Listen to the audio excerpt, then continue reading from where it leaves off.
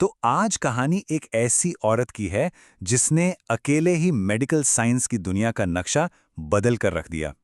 ये कहानी है एलिजाबेथ ब्लैकवेल की और उनकी उस जिद की जिसने नामुमकिन को मुमकिन बना दिया।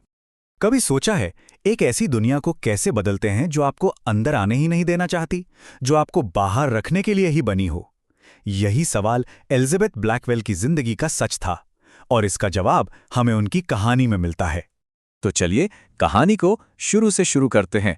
चलते हैं सीधे उस दौर में और समझते हैं उन चुनौतियों को जिनका सामना करने की हिम्मत एलिजाबेथ ने की थी। ये दौर था 19वीं सेंचुरी का विक्टोरियन युग। एक ऐसा समय जहां समाज के नियम बहुत ही ज्यादा सख्त थे और हर किसी के लिए, खासकर महिलाओं के लिए, एक दायरा पहले से ही तय था। और महिलाओं के लिए, उनके लिए तो डॉक्टर बनने के बारे में सोचना भी सोच से भी परे था। मतलब ये फील्ड सिर्फ मुश्किल नहीं था, बल्कि दरवाजे पूरी तरह से बंद थे। समाज इस बात को मान ही नहीं सकता था कि कोई महिला विज्ञान या डॉक्टरी की पढ़ाई करे।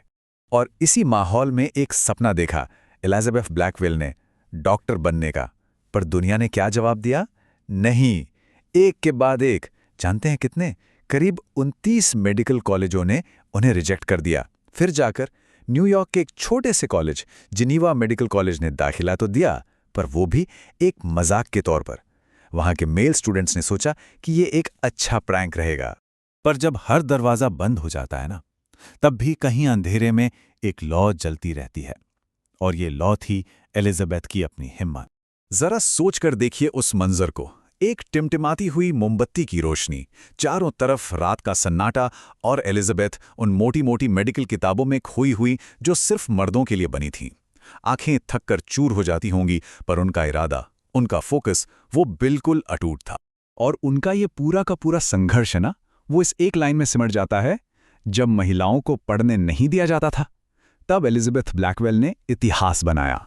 तो इतने सालों का ये अकेला संघर्ष, इसका नतीजा क्या हुआ? नतीजा था एक ऐतिहासिक जीत। एक ऐसी जीत जिसने एक बंद दरवाजे को हमेशा हमेशा के लिए तोड़ दिया।